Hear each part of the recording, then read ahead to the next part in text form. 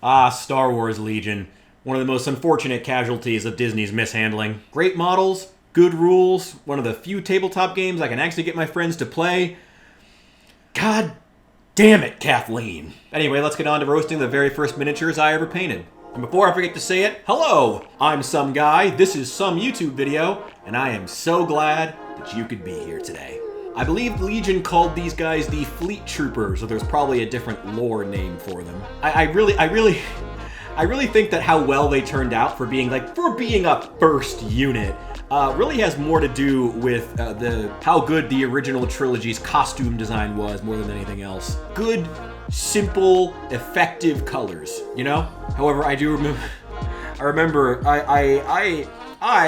back in good old 2020 noob miniature painter Rich thought to himself, they have black vests and black guns and a little black section of their helmet, so why not prime them in black? And I'll just paint the white parts on their helmet. Just paint white over black.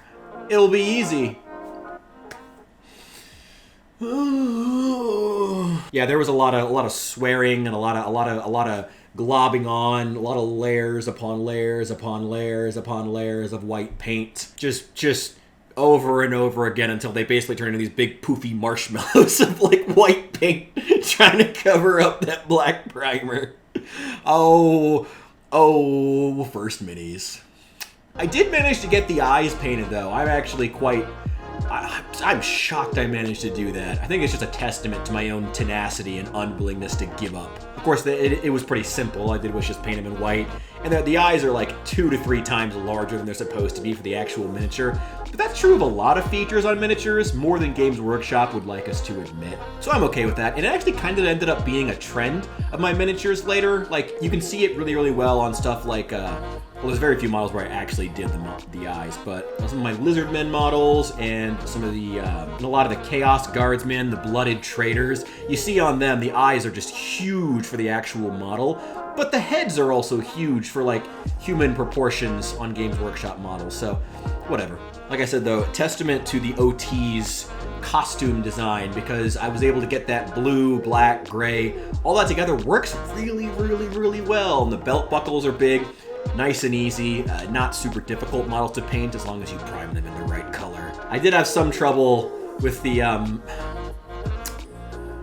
know it's not called a cheese grater on the shotgun, but I always want to call heat shield. It's called a heat shield, I'm pretty sure. Yeah, that I just put on a little bit of silver, just kind of threw it on there, whatever, and it's on there. It legally qualifies as painted. I also put a little bit of orange inside the barrel of the big blaster trooper. I love little details like that. I just think it was cool. It's nothing noteworthy. I remember I spent so long trying to apply Null Oil to these guys, and they don't have very many recesses at all. These models do not take washes. A lot of the Legion models don't, which is fine. I'm a little better at freehanding now. Not much, but a little better. But back then, I remember trying to apply Null Oil to these guys, and it was just, why is it just sitting on the surface? It's like, because there's no recesses, dude. Oh, man. Oh, hobby noobs. Oh, back in the day. 4 years ago. I did remember to put in a variety of skin tones because I thought that it was cool to do that, and I think that was a good choice in retrospect. It gives them more character, you know? Like, part of the point of the rebellion is that they're taken from all across the galaxy, a hodgepodge of different groups and militias. I think that's always a cool detail. For the leader's coat, I wanted to do, like, the tan that... Is it Wedge? In the movie? I forget if it's Wedge. I wanted to do the tan for the coat that he's wearing, but I also wanted to have it be a little more flamboyant. So I ended up doing this mix of like brown and like gold metallic paint, which didn't turn out as bad as it probably should have. I think someone was smiling down on me that day. So it doesn't look that bad, but it does kind of look like he's about to open in Vegas, which, based on the current state of the franchise, is probably about where they should be. Yeah. I wasn't able to get the eyes on the leader for some reason. I think I just gave up. I was just like, I've done 6 out of 7. No, I'm done. No more eyes. And then I still do armies with eyes to this day. Not always, but I still do. I like doing it. I think it's a good detail. But for these, though, you can barely even tell. I kind of wish I had just like put a little gray dot in there and just said it's an eyeball, whatever. The basing texture, though, I actually will not criticize. I think the bases turned out very, very well. They're simple and effective, but I'd rather do that, especially for a first model, than have, I'd rather have something that's simple and effective than something that's not and not. It's just a mix. This was one of my first times using the Royal & Langnickel coffee grounds combination. That's probably very familiar to those of you who watch my channel a lot. And but I remember I was just applying it around their feet, trying not to get it all over because I had this massive tool that just happened to come in something. I put just like half Royal & Langnickel black paint in a cup and then like half espresso grounds, and just like was mashing them together with a fork until it was like a good consistency, until it was like sludge, and just like applying it with the, probably still have it. I probably still have it in here.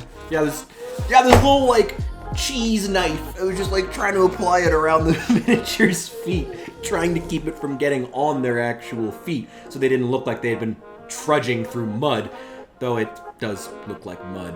But what's cool is that when the Royal & Langnickel paint dries, it retracts a lot compared to other stuff that I tried later. I tried Elmer's glue, but it always peels up eventually. But what's nice is that mixing paint with the coffee grounds is that not only does it stick better, but because the paint retracts as it dries so much, it had this really, really cool cracked texture. I believe I actually took that from Midwinter Minis, who was one of probably the original channel that I watched and helped get me into miniature painting. So Guy, if you ever happen to watch this, thanks, man. God, this thing is huge. Why did I use this like cream cheese spreader trying to get texture paint? I can't even look at it anymore. Yeah, trying to get it around their feet, and it did turn out really, really well. The cracks look really, really good, and some of the other models I did later also looked really, really good. And then I just did a little gray around the outside, probably London gray or some mixture that I did, and just put that around the outside. And then I did black on the rim of the bases for the Empire, just to help distinguish them.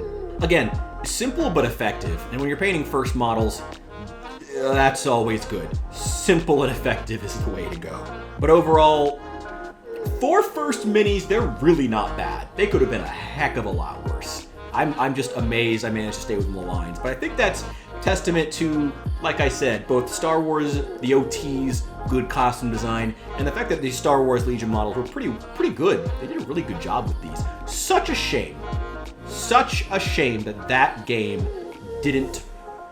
I think it sold pretty well actually in its first couple of months, but then, you know, the franchise just fell off, and now who knows what's gonna happen. I don't know. I don't really have a good way to end this, but I hope you guys have enjoyed hanging with me as we roast the me of 4 years ago. Screw that guy. I have been Richard, you have been an audience, and I will see you guys in the next one.